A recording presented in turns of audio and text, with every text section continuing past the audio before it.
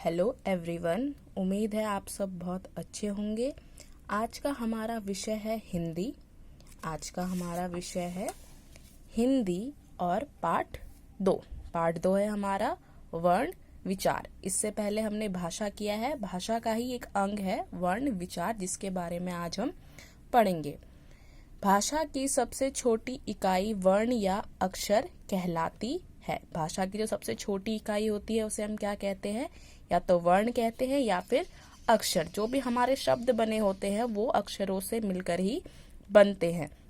भाषा के ज्ञान के लिए वर्ण या अक्षर का होना आवश्यक है। किसी भी भाषा को लिखने के लिए, भाषा के ज्ञान के लिए वर्ण और अक्षर का ज्ञान होना आपके लिए बहुत ज्यादा ही जरूरी है। तो सबसे पहले हमारे पास वर्ण को हम या तो अक्षर भी कह सकते हैं। वर्ण वह छोटी से छोटी ध्वनि जिसके और टुकड़े ना किए जा सके वर्ण या अक्षर कहलाती है। वर्ण क्या है? छोटी से छोटी ध्वनि या छोटा सा छोटा साउंड जिसको हम क्या नहीं कर सकते हैं, तोड़ नहीं सकते हैं, उसके टुकड़े नहीं कर सकते हैं, उसको हम वर्ण या फिर अक्षर कहते हैं। वर्ण के भेद, उसके बाद हम क्या पढ़ेंगे? वर्ण के भेद। वर्ण 2 प्रकार के होते हैं। कितने प्रकार के होते हैं वर्ण 2 प्रकार के होते हैं। स्वर, जिनको हम इंग्लिश में क्या कहते हैं? वॉवल्स। दूसरा है व्यंजन, जिसको हम इंग्लिश में कहते हैं कॉन्सोनेंट्स। तो हमारे वर्ण के 2 प्रकार होते हैं, स्वर और व्यंजन। तो सबसे पहले हम स्वर के बारे में पढ़ेंगे। जो वर्ण बिना किसी दूसरे वर्ण की सहायता के बोले जाते हैं उन्हें स्वर कहते हैं। वो वर्ण जो दूसरों की सहायता के बिना बोले जाते हैं, यानी कि उनमें किसी और चीज की आवश्यकता नहीं होती है, उसको हम स्वर कहते हैं। हमारे हिंदी भाषा में स्वरों की संख्या 11 है। कितनी है? 11, यानी कि 11 है।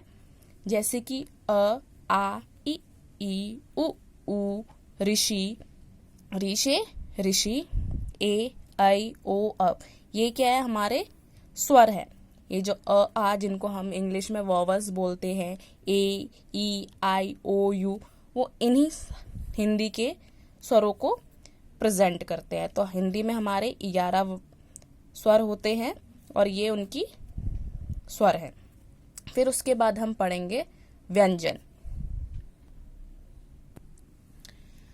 जो वर्ण स्वरों की सहायता से बोले जाते हैं उन्हें व्यंजन कहते हैं। इससे पहले हमने स्वर पढ़ा था। स्वर क्या होते हैं? जिनको किसी की भी सहायता नहीं होती है, लेकिन जो हमारे व्यंजन होते हैं उनको बोलने के लिए किनकी सहायता होती है? स्वरों की सहायता पड़ती है।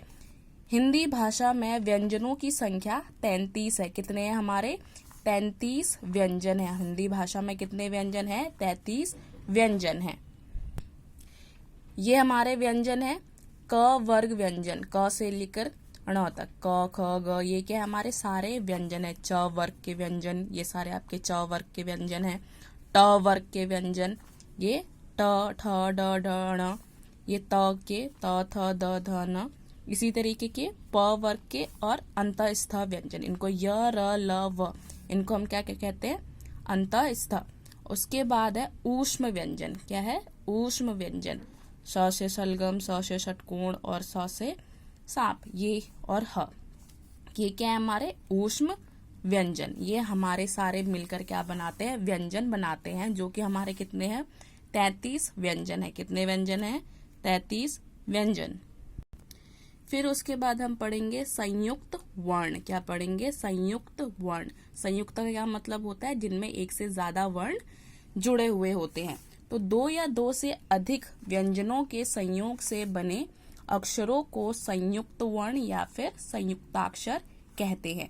वो व्यंजन क्या होते हैं? जो 2 से अधिक चीजों से जुड़े होते हैं, उसमें एक से अधिक व्यंजन होते हैं। जैसे कि यहाँ पर उदाहरण है हमारा क जमा श, स से षटकोण, इन दोनों को मिलाकर क्या बनता है? छ से क्षत्रिय।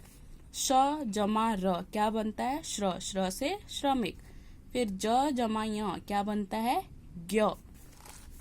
त जमा र क्या बना? त्र। ह जमा य ह्य। द जमा य द्य। ये मिलकर क्या बने हैं? हमारे संयुक्त वर्ण। हमने स्वर पढ़ लिए, व्यंजन पढ़ लिए, संयुक्त वर्ण पढ़ लिया। उसके बाद आते हैं हमारे मात्रा। हमारे हिंदी बिना मात्राओं के इनकम्प्लीट होती है, तो सबसे पहले हमारा हिंदी में क्या उपयोग होता है? मात्राओं का इस्तेमाल होता है। जब कोई स्वर किसी व्यंजन के पश्चात आए तो उसके स्वरूप में परिवर्तन हो जाता है। इसी परिवर्तित रूप को मात्रा कहते हैं। अब जैसे कि मैंने यहाँ पे शब्द लिखे हैं, इन शब्द में आपके जैसे कि कोई, क है, क क्या हमारा व्यंजन है, इसमें किसकी मात्रा लगी है? ओ की मात्रा। ये को की मात्रा लगने पर हमारा व्यंजन क्या हो गया? परिवर्तित हो गया। क से क्या बन गया? को बन गया। तो इसी तरीके से जब हम व्यंजन के पीछे कोई भी स्वर लगाते हैं तो उसका रूप परिवर्तित हो जाता है, और उसी रूप को हम क्या कहते हैं? मात्रा कहते हैं। जैसे कि यहाँ पर भी उदाहरण है, क जमा आ। जब हमने क में आ की मात्रा को जोड़ दिया तो क्या बना? का। क में छोटी ई की मात्रा जोड़ दी तो की। क में बड़ी ई की मात्रा जोड़ दी तो की। फिर क में ऊ की मात्रा जोड़ दी, ये हमारा छोटा ऊ है तो क्या बन गया? कु। तो इस तरीके से हमने अपने व्यंजन को परिवर्तित कर दिया का, की, कु में। तो इसी तरीके से हमारे कु बना। री से ऋषि को हमने जब जोड़ा तो क्या बना? क्री। ये के, कई, को, कव, जब हमने इनमें मात्राओं को जोड़ दिया तो हमारा जो स्वरूप था व्यंजन का वो बदल गया। इसके बाद हम पढ़ेंगे लिपि। क्या पढ़ेंगे? लिपि। लिपि किसे कहते हैं? किसी भाषा के लिखने की विधि को लिपि कहते हैं। जब भी हम कोई भाषा लिखते हैं, उस भाषा को लिखने का जो तरीका होता है उसे हम क्या कहते हैं? लिपि कहते हैं। हिंदी भाषा की लिपि देवनागरी लिपि कहलाती है। हमने जो भी हिंदी भाषा लिखी है, कौन सी लिपि में लिखी है? देवनागरी लिपि में। उसके बाद है हमारा वर्णमाला। उसके बाद क्या है? वर्णमाला। वर्णमाला किसे कहते हैं? किसी भी भाषा के वर्णों के व्यवस्थित समूह को वर्णमाला कहते हैं। जब भी हम कोई भाषा लिखते हैं या कुछ पढ़ते हैं तो उसके लिए हमें किसकी जरूरत पड़ती है? वर्णों की आवश्यकता पड़ती है, यानी कि अक्षर की आवश्यकता पड़ती है। जब हम इन अक्षरों को एक व्यवस्थित तरीके से लिखते हैं या फिर बोलते हैं, उनका एक समूह बनाते हैं जो कि सही तरीके से होता है, तो उसको हम क्या कहते हैं? वर्णमाला कहते हैं। तो क्या है वर्णमाला? किसी भी भाषा के वर्णों के व्यवस्थित समूह को वर्णमाला कहते हैं। ये हमारा हिंदी का दूसरा पाठ था जिसमें हमने वर्ण विचार पढ़ा है। आई होप आपको ये पूरी वीडियो समझ में आई होगी कि इसमें मैंने आपको क्या करवाया है। जिसमें हमने क्या पढ़ा है? वर्ण, वर्ण की परिभाषा, स्वर की परिभाषा, व्यंजन की परिभाषा, इसी तरीके से हमने सभी चीजें पढ़ ली है। अब इसी के साथ हम एक वर्कशीट कंप्लीट करेंगे जो इसी पार्ट से रिलेटेड है। तो हमारी वर्कशीट है क्या है? हिंदी विषय है, पार्ट 2 है वर्ण विचार, और इसी का हम क्या करेंगे?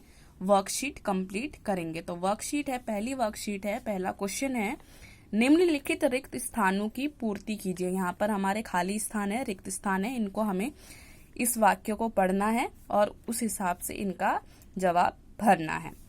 व्यंजनों की संख्या डैश होती है। व्यंजनों की कितनी संख्या होती है? कितनी संख्या होती है? व्यंजनों की संख्या होती है 33। कितनी होती है व्यंजनों की?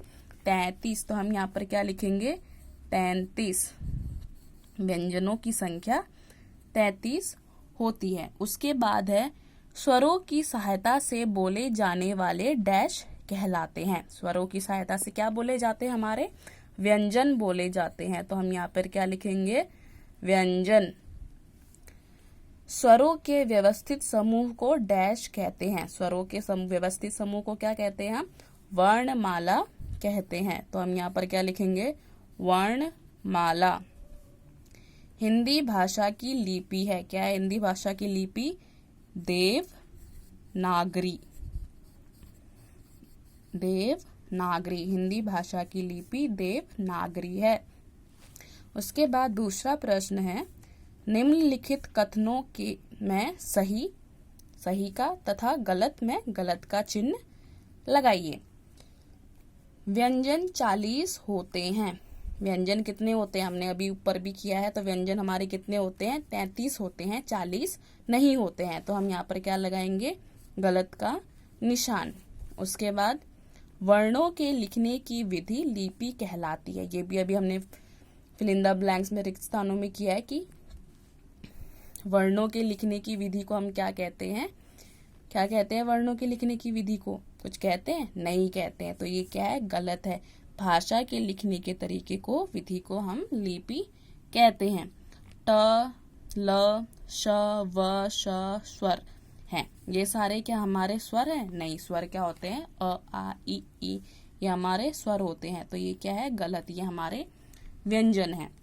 श, श, श, ह ऊष्म व्यंजन है। सही या गलत, ये हमारा सही है। तो यहाँ पर हम सही का निशान लगाएंगे। तो इस तरीके से हमने ये पूरी की पूरी वर्कशीट कर ली है। इस चीज़ को आप खुद भी करेंगे और याद भी करेंगे। नेक्स्ट वीडियो में मैं इसके कुछ क्वेश्चन आंसर्स करवाऊंगी, तब तक आप इसको लर्न करिए। Okay class, thank you for listening, bye bye.